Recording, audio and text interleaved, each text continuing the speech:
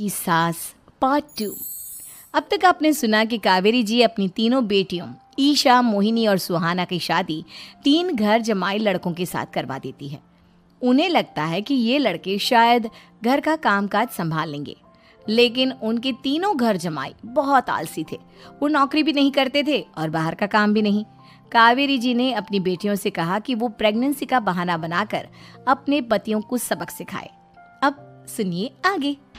Mummy, आपने जैसा कहा था हमने वैसा ही किया, लेकिन देखिए ना, विवेक का हाल तो वैसा का वैसा ही है। घर में ना सुबह का नाश्ता बनता है और ना खाना। नौकरी पर जाने की बात करूं तो खाने को दौड़ते हैं मुझे। हाँ मम्मी, मैंने भी सुमित को कितनी बार कहा कि अगर नौकरी नहीं करनी तो कोई छोटी सी दुकान ही खोल लो, घर का खर्चा कैसे चलेगा।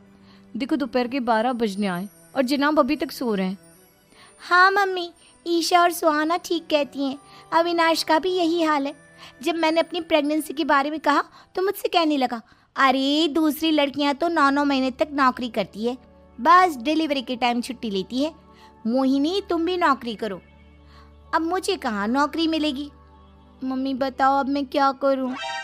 हे भगवान, हर जमाई दामाद लाई थी मैं कि मेरी बेटियां मेरे पास रहेंगी और खुश रहेंगी, लेकिन इन आलसी दामादों ने तो हमारी जिंदगी को भी प्रॉब्लम में डाल दिया है। मैं तो कहती हूँ मम्मी, हम लोग वापस अपनी जॉब पर जाना शुरू कर देते हैं। बता देते हैं इन लोगों को कि हमने प्रेगनेंसी का बहाना किया है। नहीं नहीं बेटा, ऐसी गलती भी मत करना। अगर तुमने ऐसा किया तो इन तीनों की आदत और ख़राब हो जाएगी। अरे आज नहीं तो कल कभी तो तुम प्रेग्नेंट होगी, तब वापस यही प्रॉब्लम आएगी। तब क्या करोगी तुम तीनों। हाँ मम्मी, आपकी बात तो बिल्कुल सही है। इन लोगों को तो सुधारना ही पड़ेगा। लेकिन कैसे? अपने बच्चों के आने की खबर सुनकर भी इन लोगों पर कोई असर नहीं हो रहा। पैसे कमाने के लिए घर से बाहर निकलना ही नहीं चाहते ये तीनों। अब मेरे दिमाग में एक प्लान आया है। तुम तीनों चिंता मत करो, उन तीनों को बुलाओ, फिर मैं बात करती हूँ। थोड़ी देर बाद कावेरी जी अपने तीनों दामादों को सामने बुलाकर अपनी बात कहना शुरू करती हैं। अविनाश, सुमित और विवेक, देखो बेटा, मैं ना तुम तीनों से बड़ा प्यार करती हूँ, इसीलिए तो तुम्हें घर जमाई बना कर रखा है मैंने। अरे मम्मी जी, सीधे सीधे कहिए ना, क्या बात है। प्यार तो हम भी आपको बहुत करते हैं।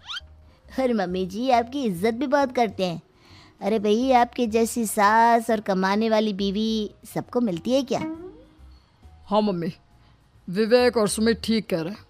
आपकी बेटी से शादी करके मेरी तो ज़िंदगी ही अच्छी हो गई है। जानती हूँ मैं, और ये भी जानती हूँ कि तुम तीनों अपने अपनी बीवियों से बहुत प्यार करते हो। बेटा, बात ऐसी है कि हमारे कुल गुरु ने कहा है कि प्रेग्नेंट होने के बाद मेरी तीनों बेटियाँ शुरू के 4 महीने हमारे गांव में जाकर रहेगी, जहाँ मेरे चाचा जी रहते हैं। अरे लेकिन क्यों मम्मी, गांव में जाकर रहने की क्या ज़रूरत है इन तीनों को। वो क्या है ना बेटा, हमारे परिवार को एक श्राप है। अगर मेरी बेटियों ने यहाँ पर बच्चा पैदा करने की कोशिश की तो उनके बच्चों को कुछ भी हो सकता है। इसलिए अब से लेकर 4 महीने पूरे होने तक इन्हें गांव वाले घर में रहना पड़ेगा। हाँ तो इसमें प्रॉब्लम क्या है मम्मी जी, हम भी वहाँ जाकर रहेंगे, पिकनिक मनाएंगे। अरे भाई, बीवी जहाँ हम भी वहाँ। हाँ यार, आइडिया तो बहुत अच्छा है।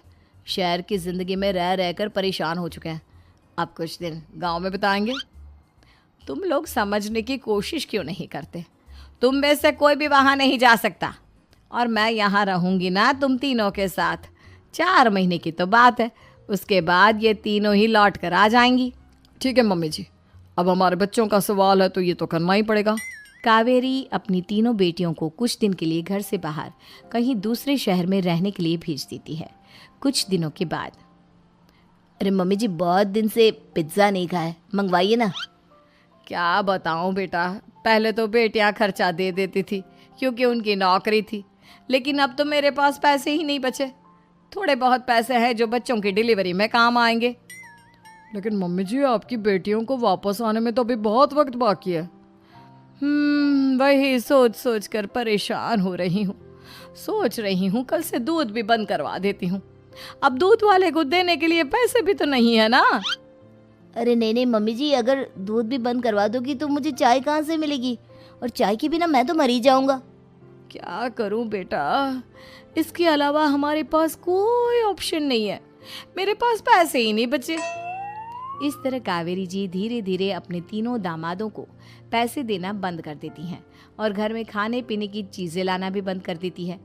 अब वो तीनों बुरी तरह से परेशान होने लगे थे और इसलिए एक दिन तीनों प्लान करके घर से बाहर निकलते हैं और बाजार में जाने के बाद यार अच्छा खाना खाए हुए कितने दिन हो गए, पता नहीं कब अच्छा खाना मिलेगा। हमारी बीवियों के जाने के बाद तो हमारी हालत भिखारियों जैसी हो गई है यार। कुछ भी हो, मुझे तो आज पिज्ज़ा खाना ही खाना है। जेब में 1 रुपया नहीं और पिज्जा खाएगा, कहाँ से आएंगे पैसे? अरे देख वहाँ सामने बोर्ड पर क्या लिखा हुआ है, कंप्यूटर पर काम करने के लिए एक आदमी की आवश्यकता है। भाई मैं तो जा रहा हूँ, काम करूँगा और शाम तक पैसे लाकर आराम से पिज्ज़ा खाऊंगा। जा जा, तुझे कोई काम नहीं देने वाला, हम तो घर जा रहे हैं। चल भाई सुमित। सुमित और अविनाश वहाँ से चले जाते हैं और विवेक उस कंप्यूटर शॉप पर सारा दिन काम करके 5,000 रुपये कमा कर घर लौट कर आता है और अपने खाने के लिए अच्छी अच्छी चीज़ें भी लेकर आता है। ये देखकर विवेक और सुमित के दिल में भी कुछ पैसे कमाने की इच्छा जागती है। अरे सुबह सुबह कहाँ चल दिए तुम? मम्मी जी एक बहुत अच्छी जगह मिली है, कंप्यूटर पर काम करने के 5,000 मिले थे कल मुझे। अगर रोज़ काम करूँगा तो पूरे 40,000 की तनख्वाह। अरे वाह, ये तो बहुत अच्छी बात है दामाद जी, आपको जाना ही चाहिए। सुमित और अविनाश विवेक को इस तरह तरक्की करते देखकर परेशान हो जाते हैं और वो दोनों भी काम की तलाश में निकल पड़ते हैं। धीरे धीरे उन दोनों को भी काम मिल जाता है। अब कावेरी के तीनों दामाद छोटी मोटी नौकरी करके अच्छा पैसा कमाने लगे थे। एक दिन कावेरी उन्हें अपने पास बुलाती है।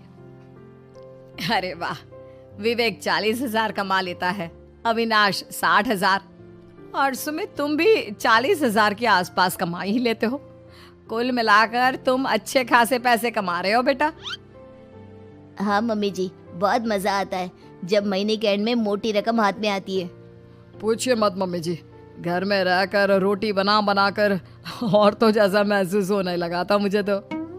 हाँ बेटा, तुम तीनों की बात तो बिल्कुल ठीक है और जानते हो अब तुम तीनों की पत्नियां भी वापस लौट कर आने वाली है। लेकिन मम्मी जी अभी तो उन्हें गए सिर्फ 2 महीने हुए हैं, आपने तो कहा था वो 4 महीने के बाद लौट कर आएंगी। ऐसा कुछ नहीं है बेटा, मैं सिर्फ तुम तीनों को सबक सिखाना चाहती थी कि आदमी घर में बैठकर बीवी की कमाई खाता हुआ अच्छा नहीं लगता। इस दुनिया में हर इंसान को मेहनत करनी चाहिए, काम करना चाहिए, चाहे वो औरत हो या आदमी, ताकि अपने परिवार को संभाल सके। कावेरी की बात सुनकर उन तीनों को अपनी गलती का एहसास होता है और कावेरी उन्हें सच बता देती है कि ईशा, सुहाना और मोहिनी शहर में ही कहीं दूसरी जगह रह रहे थे। शाम के वक्त उन तीनों की पत्नियां लौट कर आ जाती है और कावेरी जी का परिवार एक खुशहाल परिवार की तरह रहने लगता है।